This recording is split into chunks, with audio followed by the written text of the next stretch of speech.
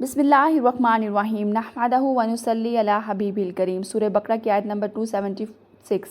يمحق الله الربا ويربي الصدقات والله لا يحب كل كفار أثيم۔ خدا سود کو نابود یعنی بے برکت کرتا اور خیرات کی برکت کو بڑھاتا ہے، اور خدا کسی ناشکر گناہ گار کو دوست نہیں رکھتا۔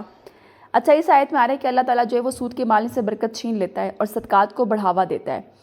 دیکھیں، سود خور کا مال جو ہے بظاہر تو لگتا ہے کہ وہ بڑھ رہا ہے، لیکن اس میں بے برکتی ہوتی ہے۔ دیکھیں، بظاہر لگتا ہے کہ وہ ایک چیز اس نے لی ہے اور اس کے اوپر وہ اتنا زیادہ لے رہا ہے تو اس کا مال بہت زیادہ بڑھ رہا ہے، لیکن دنیا میں اس کا سکون چھن جاتا ہے، اس کی اولاد نالائق ہو جاتی ہے، وہ طرح طرح کی پریشانیوں میں مبتلا ہوتا ہے، اور آخرت میں تو اس کے لیے دردناک عذاب ہے ہی۔ سیدنا عبداللہ بن مسعود رضی اللہ عنہ بیان کرتے ہیں کہ رسول صلی اللہ علیہ وسلم نے فرمایا، جو شخص سود کے ذریعے مال میں اضافہ کرے گا اس کا انجام مال کی قلت ہوگا۔ اسی طرح حضرت ابن عباس رضی اللہ عنہ نے فرمایا کہ اللہ تعالیٰ اس سے نہ صدقہ قبول کرے گا، نہ حج، نہ جہاد، نہ صلہ رحمی۔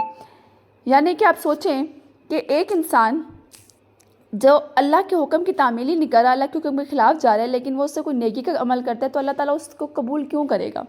اس کے برعکس کیا ہوتا ہے کہ صدقہ کرنے والوں کو اللہ تعالیٰ اور نوازتا ہے۔ بظاہر لگتا ہے کہ اس کا مال کم ہو رہا ہے، لیکن اللہ تعالیٰ اس کے مال میں برکت دیتا ہے۔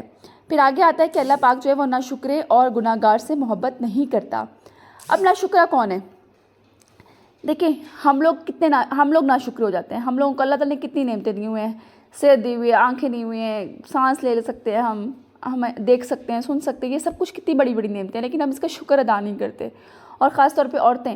ایک حدیث شریف میں آتا ہے کہ رسول صلی اللہ علیہ وسلم نے فرمایا کہ جہنم میں زیادہ تعداد جو ہے وہ عورتوں کی ہوگی۔ تو پوچھا گیا کہ ایسا کیوں ہے؟ تو آپ صلی اللہ علیہ وسلم نے فرمایا کہ عورتیں جو ہیں وہ ناشکری کرتی ہیں، کہ اگر ان کا خاص طور پہ شوہر کی ناشکری، کہ اگر ان کا شوہر ان کے ساتھ 1000 اچھے کام نیکیاں کرتا رہے، 1000 اچھے ان کے لیے تگ و دو کرتا رہے، لیکن اگر چھوٹی سی بھی اونچ نیچ ہوتی ہے تو عورت جو ہے وہ فوراً سے ناشکری کرتی ہے اور کہتی ہے کہ تم نے میرے لیے کیا ہی کیا ہے۔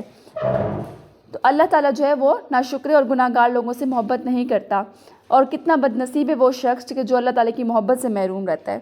اس کی وجہ دیتی ہے آیت نمبر 277۔ إن الذين آمنوا وعملوا الصالحات وأقاموا الصلاة وآتوا الزكاة لهم أجرهم عند ربهم ولا خوف عليهم ولا هم يحزنون۔ جو لوگ ایمان لائے اور نیک عمل کرتے اور نماز پڑھتے اور زکوٰۃ دیتے رہے، ان کو ان کے کاموں کا صلہ خدا کے ہاں ملے گا، اور قیامت کے دن کو نہ کچھ خوف ہوگا اور نہ وہ غمناک ہوں گے۔ اب اس آیت میں آتا ہے کہ جو لوگ ایمان لائے اور انہوں نے نیک عمل کیے ہیں اور نماز قائم کی ہے، زکوٰۃ دی ہے، ان کے اجر جو ہے ان کے رب کے پاس ہے۔ اس دن مطلب نہ وہ خوف ہوگا ان کو، نہ کوئی غم ہوگا ان کو، کیونکہ انہوں نے وہ جانتے ہوں گے کہ ہم نے نیک اعمال کیے، ہم نے اللہ تعالیٰ کے ہر حکم کی تعمیل کی ہے، نافرمانی نہیں کی، تو ان کو کسی طرح کا کوئی غم، کوئی خوف نہیں ہوگا۔ اس کی وجہ دیتی ہے آیت نمبر 278۔ أيها الذين آمنوا اتقوا الله وذروا ما بقي من الربا إن كنتم مؤمنين۔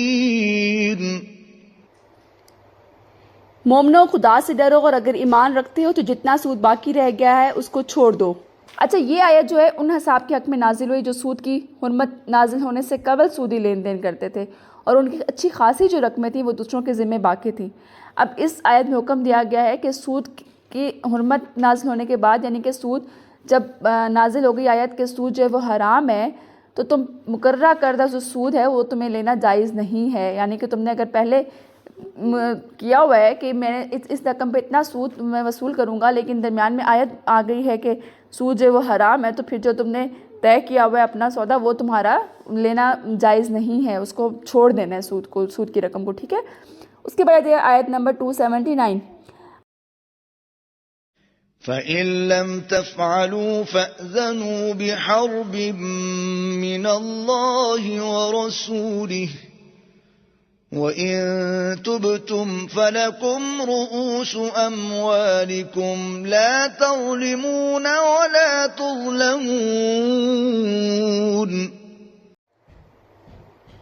پھر اگر ایسا نہ کرو گے تو تم خدا اور اس کے رسول کی طرف سے اعلان جنگ سن لو، اور اگر تم توبہ کر لو گے اور سود چھوڑ دو گے تو تم کو اپنی اصل رقم لینے کا حق ہے، جس میں نہ اوروں کا نقصان ہو اور نہ تمہارا نقصان۔ اچھا، اس آیت میں آ رہا ہے کہ سود لینا اللہ اور اس کے رسول کے خلاف کھلی جنگ ہے، اور جو انسان اللہ اور اس کے رسول کے حکم کے خلاف جائے گا تو وہ کیسے فلاح پا سکتا ہے؟ لیکن سودی کاروبار سے توبہ کرنے کے بعد صرف اصل مال لینا ہی جائز ہے۔ اب آخر میں فرمایا گیا ہے کہ اگر تم اصل مال سے زائد وصول کرو گے تو یہ تمہارا لوگوں پر ظلم ہوگا۔ یعنی کہ دیکھیں، کوئی انسان قرض کب لیتا ہے؟ سود تبھی لیتا ہے نا جب اس کو بہت سخت ضرورت ہوتی ہے۔ ایک انسان جو ہے وہ پہلے ہی ضرورت سے قرض لے رہا ہے، ضرورت سے تمہارے آگے ہاتھ پھیلا رہا ہے، اور تم اس کے اوپر سے اس کو دگنی رقم وصول کرتے ہو، تو یہ تمہارا بہت بڑا ظلم ہے اس کے اوپر۔ اور اسی طرح پھر آگے اللہ تعالیٰ کہتے ہیں کہ تمہیں اگر اصل مال نہیں ملتا تو یہ بھی لوگوں کا تم پر ظلم ہے کہ تم نے کسی کے ساتھ اچھائی کی ہے، تم نے اس کو برے وقت میں تم نے اس کو رقم دی ہے یا مال دی ہے، اور وہ تمہیں اصل رقم مال نہیں واپس دے رہا، تو یہ بھی ظلم ہے تمہارے اوپر۔ اور یہ دونوں چیزیں جو ہیں یہ انصاف کے خلاف ہے کہ تمہیں اگر اصل مال نہیں ملتا تو یہ بھی خلاف ہے، اور تم زیادہ مال وصول کرتے ہو تو یہ بھی خلاف انصاف کے خلاف ہے۔ تو آج کا لیسن جو ہم یہیں پہ اینڈ کرتے ہیں، نیکسٹ لیسن کا آغاز ہم انشاءاللہ اگلی آیت سے کریں گے۔ جزاک اللہ خیر کثیرہ۔